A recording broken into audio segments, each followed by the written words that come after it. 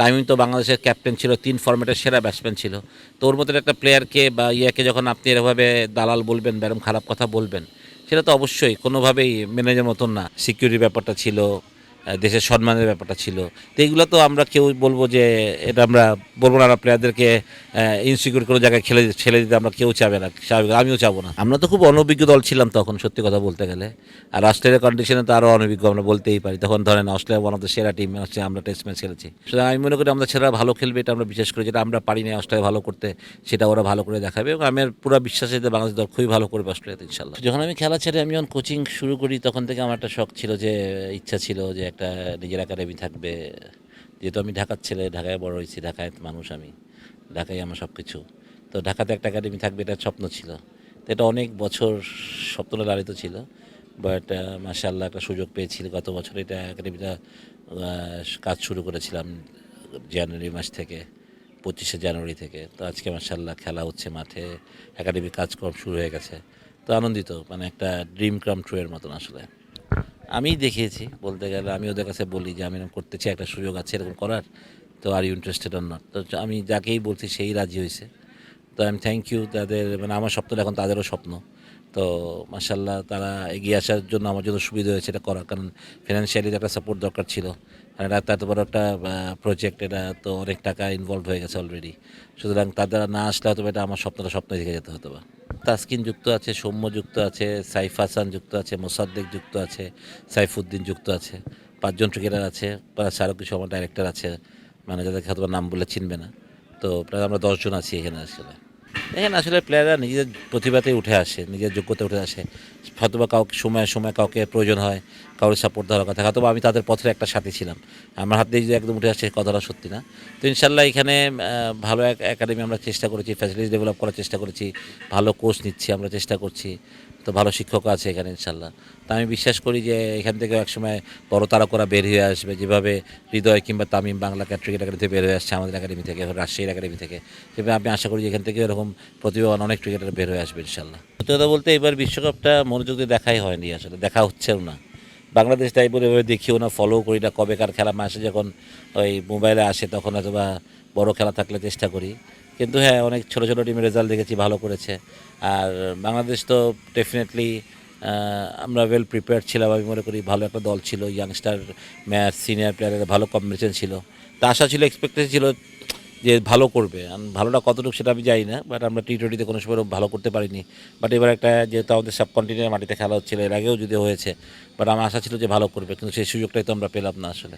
তো বাংলাদেশ যখন থেকে বিশ্বকাপ খেলা যাবে না ঠিক করলো বা যা গেল না, তখন থেকে বিশ্বকাপটা আমার জন্য শেষ হয়ে গেছে আসলে। আমি ওইভাবে দেখি না, খুব মাঝে মাঝে টিভি খোলা থাকলে খুব একটা দেখি, বাট ওই মনোযোগ দিয়ে বা কোনো আলাদা একটা ইন্টারেস্ট নিয়ে দেখা হয় না আসলে। দেখেন আমি যেটা তো হয়েছে, যেটা কথা উঠেছিল যে সিকিউরিটির ব্যাপারটা ছিল, দেশের সম্মানের ব্যাপারটা ছিল। তো এইগুলো তো আমরা কেউ বলবো যে এটা আমরা বলবো না, প্লেয়ারদেরকে ইনসিকিউর কোনো জায়গায় ছেড়ে দিতে আমরা কেউ চাবে না, স্বাভাবিক, আমিও চাবো না। এবং এটা মানে দেশের সম্মানের কথা আসলে অবশ্যই আমাদের দেশের সম্মান সবার আগে। কিন্তু আসলে আমার মনে হয় যে আমরা নেগোসিয়েশনটা আরও ভালো করতে পারতাম, সেটা আমার কাছে মনে হয়েছে। মোস্তাফিজের ইস্যুটা একটা অন্য ইস্যু ছিল, এটা ওদের লোকাল ক্রিকেট ইস্যু ছিল। আর বিশ্বকাপ তো বিশ্বকাপই, ঠিক না? তো মানে আমার কথা ছিল যে মানে বিশ্বকাপ তো প্রতিবার আসে না, একটা বিশ্বকাপ চলে যাওয়া মানে অনেক বড় ব্যাপার, ঠিক না? হয়তো বিশ্বকাপ আবার আসবে, কিন্তু এখান থেকে অনেক প্লেয়ার হয়তো যারা এই দলে সিলেক্ট হয়েছিল, তারা হয়তো বা খেলতে নাও পারে নেক্সট টি-20 ওয়ার্ল্ড কাপ। তো সেটা তাদের জন্য একটা কষ্টের ব্যাপার ছিল। আর আমি সবসময় মনে করি, আমরা সবাই একটা কথা সবসময় বলি যে খেলাধুলার রাজনীতির উপরে খেলাধুলা, রাজনীতি যাতে না থাকে, কিন্তু ঘুরে ফিরে সেই রাজনীতিটাই চলে আসে বারবার খেলাধুলাতে। সেটার আমার মনে হয় যে আসলে একটা টাইম এসে সেটা হস্তক্ষেপ করার, কারণ স্পোর্টস একটা এমন একটা জিনিস যেটা সারা বাংলাদেশের মানুষকে এক করে, সেটা ফুটবল হোক, ক্রিকেট হোক, বাংলাদেশের যে কোনো স্পোর্টস।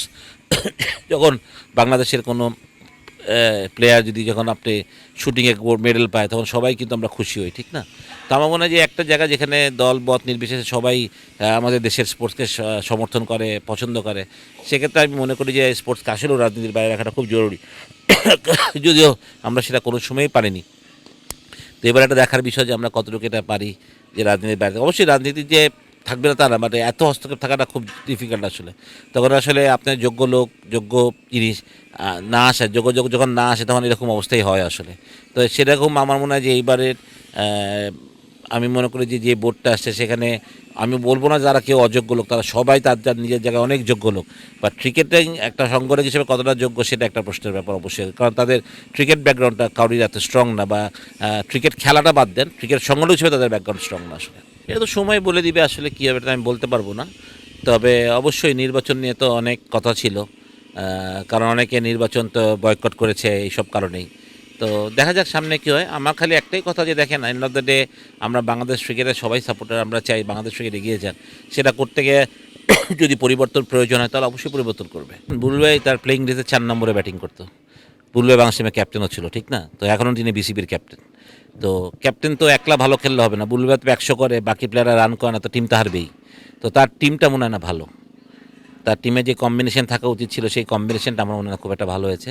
সেটাই ওনার মানে যে ব্যর্থতার কার দায়গুলো যেটা হচ্ছে সেটা এই সব কারণে হচ্ছে, কারণ এখানে কেউ কাউকে মানছে না। আমার মনে হয় চেন অফ কমান্ডের যথেষ্ট অভাব আছে আমার মনে হয় বোর্ডে। আমি যতটুকু মনে হয় আমার কাছে, যে যার মতন কথা বলার বাক স্বাধীনতা সবার থাকবে, এটা খুবই স্বাভাবিক। কিন্তু যখন আপনি প্রতিষ্ঠানের কাজ করবেন, যখন একটা ক্রিকেট বোর্ডের মতো বড় একটা জায়গায় আপনি থাকবেন, তখন কিছু রুলস অ্যান্ড রেগুলেশন আপনাকে মানতেই হবে। কিছু কথা আপনি বেফাস কথা বলতে পারবেন না। আপনি কথা বলার মানা কেউ না, কিন্তু আপনি বোর্ডের একটা বড় একটা পোস্টে থেকে, বড় একটা দায়িত্বে থেকে আপনাকে মানে কথাকে আপনাকে যেটা বলতে হবে আপনি বুঝে বলতে হবে, যেটা আর 10টা মানুষের মনে আঘাত না করে বা 10টা মানুষের বিরুদ্ধে না যায়। কারণ আপনি খুব রেসপন্সিবল একটা জায়গায় আছেন। তো আমি মনে করি বুলভাই আনলাকি যে ওনার দলটা খুব একটা ভালো হয়নি। উনি চেষ্টা করেছেন হয়তোবা, সে চেষ্টা হয়তোবা উনি হয়তো কতটা সফল কতটা ব্যর্থ এটা সময় বলে দিবে। আর উনি আসবেন না আসবেন সে তো বড় কথা না। অবশ্যই উনি বাংলাদেশের অধিনায়ক ছিলেন, সামনে থেকে নেতৃত্ব দিয়েছেন। এখানে উনি সামনে থেকে নেতৃত্ব দেবেন, উনি কেন আসবেন না? অবশ্যই আসবেন। উনি তো কোনো অন্যায় করেননি, চুরি করেননি, চামড়ি করেন, চেষ্টা করেছেন।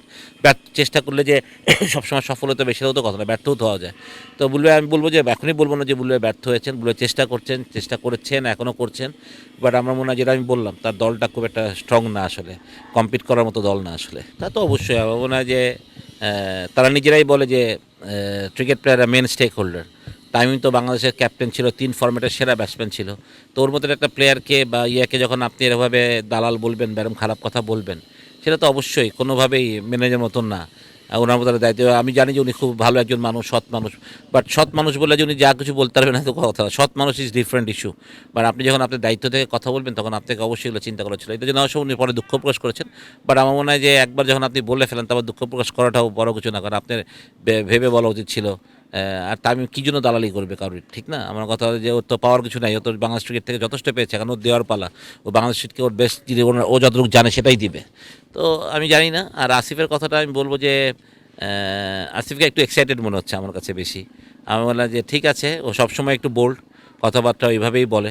বাট তারপরেও আমার মনে হয় যে রেসপেক্ট দিয়ে কথা বলাটা সবাইকে এটা উচিত না। তো আপনি রেসপেক্ট না করলে আপনিও রেসপেক্টটা পাবেন না, আসলে সবচেয়ে বড় কথা এন্ড অফ দ্য ডে। চিন্তা করিনি এখন এগুলো নিয়ে, মানে বোর্ড ডিরেক্টর হিসেবে যাবো কি না এটাও চিন্তার ইয়ে নাই, আমার ইচ্ছাও নাই খুব একটা, আসলে সত্যি কথা বলতে গেলে। বাট ক্রিকেট থেকে তো দূরে থাকতে পারি না। আর বাংলাদেশ ক্রিকেট খুব কাছের একটা জিনিস। তো দূরে আছি, খারাপ আছি বলবো না, ভালোই আছি। বাট জানি না, সময় হোক সুযোগ হোক, যদি কোনো রকম কেউ বলে তা চিন্তা করে দেখবো। এখনও ওইভাবে চিন্তা করি নেই আসলে যে বোর্ডে আবার ফিরবো কি না। বাট এইটুকু বলতে পারি যে ডাইরেক্টর হিসেবে বা ফিরবো কি না সেটাও এখনও ঠিক করি নেই।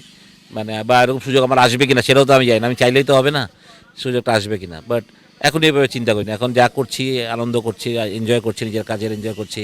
2টা একাডেমির সাথে আছি, এখানে ঢাকায় এটা নিয়ে কাজ করি, নিজেদের একটা নিয়ে, রাজশাহীতে বাংলাঘাট নিয়ে আছি। সুতরাং আমার এনাফ টাইম কাজ করার আসলে, সুতরাং বোর ফিল করছি না। সুতরাং এখন যখন বোর ফিল করছি না, সো আই এম হ্যাপি। আমরা তো খুব অনভিজ্ঞ দল ছিলাম তখন, সত্যি কথা বলতে গেলে। আর অস্ট্রেলিয়ার কন্ডিশনে তো আরও অনভিজ্ঞ আমরা বলতেই পারি। তখন ধরেন অস্ট্রেলিয়া ওয়ান অফ দ্য সেরা টিম হচ্ছে, আমরা টেস্ট ম্যাচ খেলেছি যেখানে ধরেন আপনাদের সত্যি কথা মানে ফাইন্যান্স বোলার্স, মানে গিলেস্পি, ম্যাকগ্রা, ফাস্ট বোলার্সরা যারা ছিল, শেন ওয়ানের মতন বোলার, স্টুয়ার্ট ম্যাকগিলের মতো বোলাররা ছিল। ওর সাথে এখন বাংলাদেশকে তুলনা করলে হবে না। এখন আমরা যথেষ্ট ক্যাপাবল একটা দল। যদিও অস্ট্রেলিয়ার কন্ডিশন হয়তো বা ইজি হবে না, বাট ডারবিন আমাদের জন্য অনেকটাই আমাদের ঘরের মতোই কন্ডিশন হবে, গরম থাকে। সুতরাং আমি মনে করি আমাদের ছেলেরা ভালো খেলবে, এটা আমরা বিশেষ করে, যেটা আমরা পারি না অস্ট্রেলিয়া ভালো করতে, সেটা ওরা ভালো করে দেখাবে। এবং আমার পুরো বিশ্বাস আছে যে বাংলাদেশ দল খুবই ভালো করবে অস্ট্রেলিয়াতে ইনশাল্লাহ। আমরা যথেষ্ট ম্যাচিউর দল এখন, আমি মনে করি ওয়ানডেতে। তো আমরা বিশ্বাস আছে যে আমরা ভালো করব। আমার মনে হয় যে যে আমাদের যে দল আছে, আমাদের ব্যাটিং, আমাদের বোলিং তখন যথেষ্ট এক্সপিরিয়েন্স, মোস্তাফিজ, তাসকিন যারাই আছে সিনিয়র বোলার্সরা সবাই খুব এক্সপিরিয়েন্স। ব্যাটিংও আমার মনে হয় যে লিটন, শান্ত যারা আজ খেলছে তারাও এখন অনেক দিন ধরে খেলছে, সত্যি কথা এক্সপিরিয়েন্স হয়ে গেছে। মিরাজ আছে। তো ডেফিনেটলি আমার মনে হয় যে উই আর ক্যাপেবল দল, ভালো খেলা হবে, ভালো ফাইট হবে ইনশাল্লাহ। ইম্পর্টেন্ট সিরিজ হবে আমাদের জন্য আমি মনে করি, এবং আমি মনে করি আমাদের ভালো করা উচিত। যদিও পাকিস্তান সবসময় শক্তিশালী দল, পাকিস্তানকে হালকাভাবে দেওয়ার কিছুই নেই, খুব আনপ্রেডিক্টেবল দল হলেও পাকিস্তান অলওয়েজ শক্তিশালী দল। বাট তারপরে আমরা যদি আমাদের বেস্ট ক্রিকেট খেলি তাহলে দুর্দান্ত মানে একটা ভালো সিরিজের অপেক্ষায় আছে, যে ভালো একটা সিরিজ হবে। ছেলেরা একটু ডিমোরালাইজ ছিল, ওয়ার্ল্ড কাপ খেলতে পারেনি, ওখান থেকে বেরোয় আসতে হবে।